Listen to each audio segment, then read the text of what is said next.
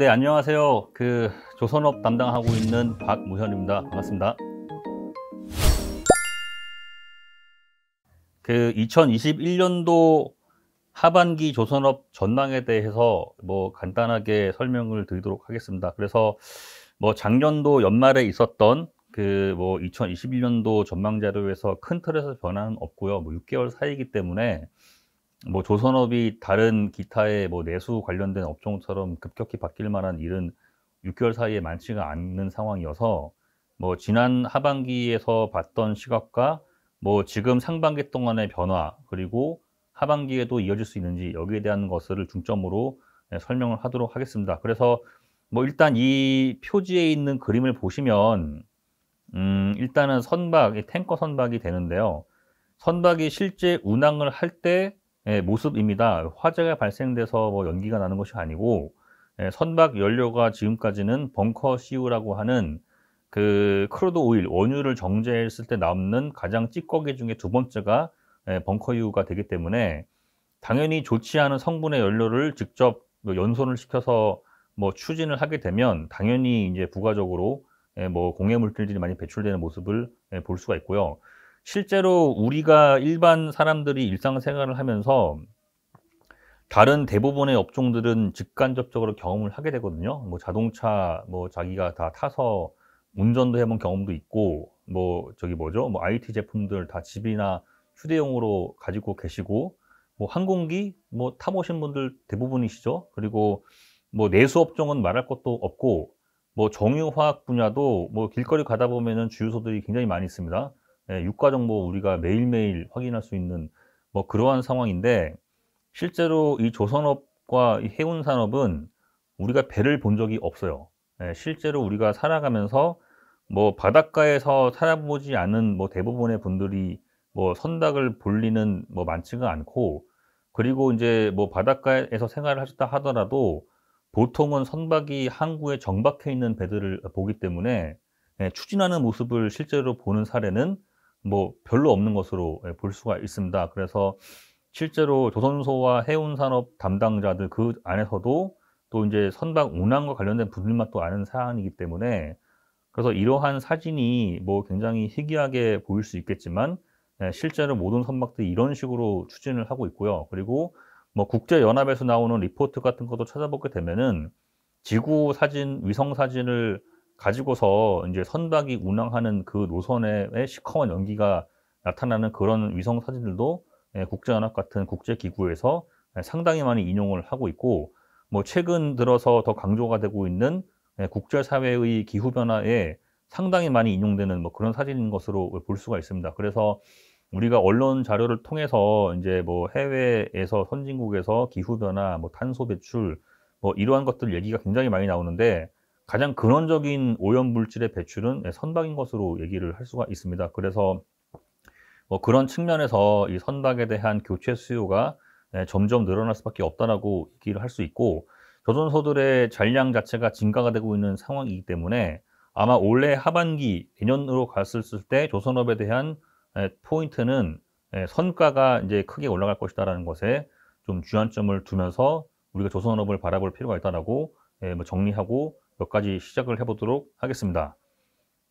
일단은 96년도서부터 2023년도까지 한국 조선소들의 수주 실적과 그리고 앞으로의 전망을 제가 추정한 숫자가 있는데요. 그래서 여기에 보시면 173척이 올해 2021년도 4월 달까지의 국내 조선소들의 수주 실적 합계인 것으로 볼 수 있습니다. 작년도 연간 수주량에 거의 근접한 모습이고, 2019년도와 2018년도 연간 수주량하고 비교해서도 올해 4월 달까지의 성과가 썩 나쁘지 않은 것으로 볼 수 있고요. 그리고 올해 연말까지 가면은 한 450척, 내년 가면은 한 750척 수주할 것이다라고 제가 이렇게 정리는 해 두었는데, 중요한 것은 수주 실적이 작년하고 비교해서 얼마나 더 증가가 되느냐 이런 것들보다는 여기 있는 녹색 실선입니다. 수주 실적 안에서 기존의 벙커 CU가 아니라 LNG 연료라든가 LPG 연료를 사용하는 이러한 선박의 계약 비중이 얼마나 빨리 올라가고 있는 것인가,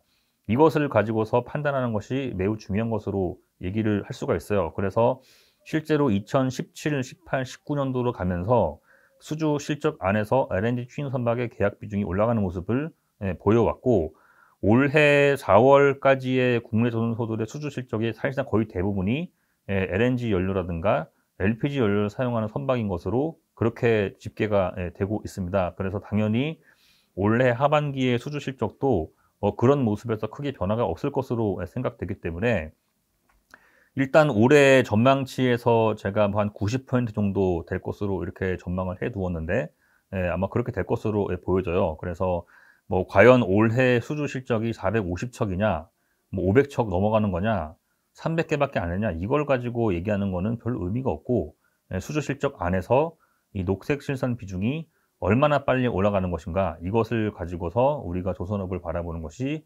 중요한 것으로 정리를 해보도록 하겠습니다. 뭐 같은 차트가 뭐 되고요.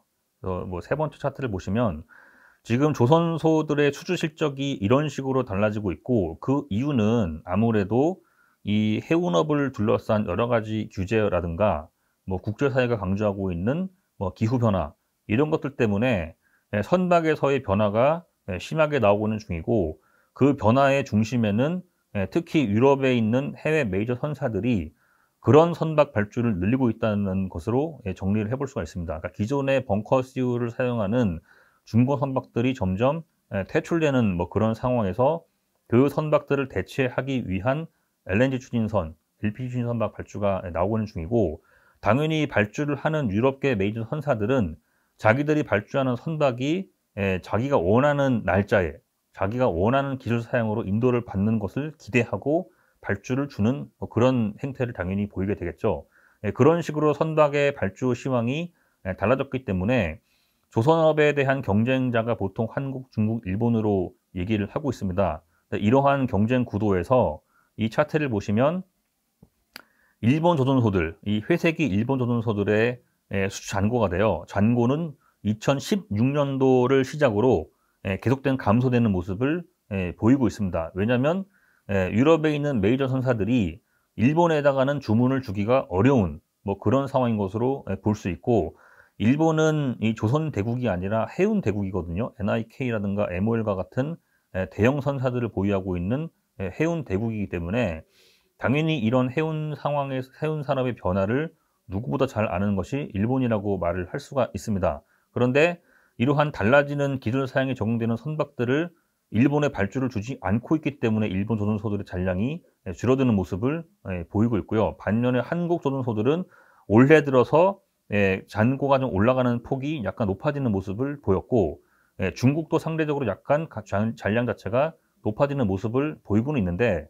일본은 5년째 거의 계속 감소되는 모습을 보이고 있습니다. 일본은 지금 일본 조선업계에는 그 실력 있는 기술 인력들이 거의 사라져버리는 상황이기 때문에 일본 조선소에 아무리 선박 발주를 밀어준다 하더라도 선주가 원하는 날짜에 원하는 기술 사양으로 선박 인도가 되지 못하는 그런 문제를 계속 드러내고 있는 중이에요. 그래서 지금 이러한 달라진 해운 시황에서 조선 3국의 경쟁 구도에서 일본이 먼저 경쟁을 이탈하는 모습을 보이고 있습니다. 그래서 실질적으로 지금 그 세계 조선업계에서 경쟁자는 이미 일본은 퇴출돼 버렸고 한국과 중국만 남았다라고 그렇게 얘기를 할 수가 있죠. 그런데 여기에서 앞으로 3년 후, 5년 후를 내다보게 되면 당연히 중국도 일본과 같이 경쟁에서 이탈하는 모습을 보이게 될 것입니다.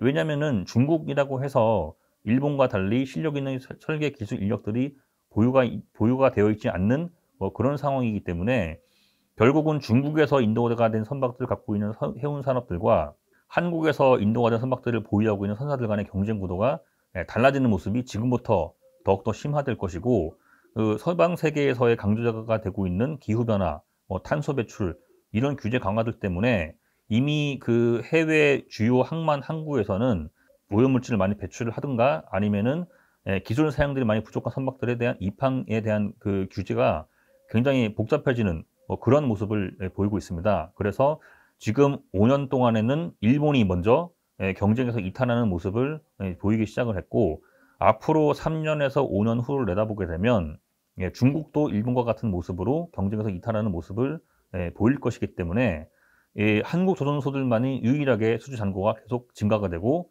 당연히 선가가 더 올라가는 모습을 보일 것으로 그렇게 얘기를 해볼 수가 있습니다. 그래서 전 세계 중고 선박이 지금 대략 3만 척 있는 것으로 얘기가 들리는데 한국 조선소가 뭐 모든 조선소 합쳐가지고 1년에 인도할 수 있는 선박의 척수는 대략 한 300척 정도 되는 것으로 그렇게 볼 수 있습니다. 그래서 전체 교체 발주가 될 수 있는 수요는 3만 척인데 한국은 1년에 300척을 인도를 할 수 있어요. 그러면 10년 동안의 인도 실적은 3,000개밖에 안 됩니다. 총 교체 수요는 3만 척, 우리의 10년 공급량은 3,000척. 중국과 일본은 점점 경쟁에서 이탈하는 모습을 더욱더 심하게 보이게 될 것이고, 그러면 전체 교체될 수 있는 수요 3만 개 대비해서 한국의 10년 공급량이 3,000개로 10분의 1밖에 안 되는 상황이기 때문에 당연히 한국 조선소의 수주 잔량 자체가 지금보다 큰 폭으로 뭐 두세 배 정도 오르는 것은 시간의 문제인 것으로 볼 수 있고요. 수주 계약 선가 자체가 크게 오를 것이기 때문에 뭐 그런 면에서 조선업에 대한 뭐 주가는 당연히 뭐 이 정도 올라가는 그림으로 볼 수 있을 것으로 생각이 되고 있습니다. 그래서 뭐 그런 면에서 올해 2021년도에 한국 조선소들이 뭐 합쳐가지고 450척을 수주를 하고 뭐 내년에 750개를 수주를 하고 그 다음 해 1100척을 수주를 하는 것이 뭐 과거 지난 10년간하고 비교해서 굉장히 뭔가 공격적으로 제시하는 것으로 보일 수 있겠지만 전 세계 교체가 발수가 될 수 있는 3만 척에 대비해서 중국과 일본이 경쟁에서 이탈하고 있다는 모습을 감안한다면 뭐 1년에 우리가 1,000척 정도 수주를 하는 것은 뭐 크게 어렵지 않은 모습인 것으로 그렇게 볼 수가 있습니다. 그렇기 때문에 당연히 우리의 수주 실적이 증가가 되고 제한된 경쟁 구도로 선가가 높아지게 되면 뭐 조선소들의 합계 시가총액도 당연히 뭐 두세 배 정도 큰 폭으로 올라가는 모습을 아마 2, 3년 안에 볼 것으로 그렇게 전망이 되는 것으로 정리를 해보도록 하겠습니다. 자, 여기까지 발표를 하고 마치도록 하겠습니다. 감사합니다.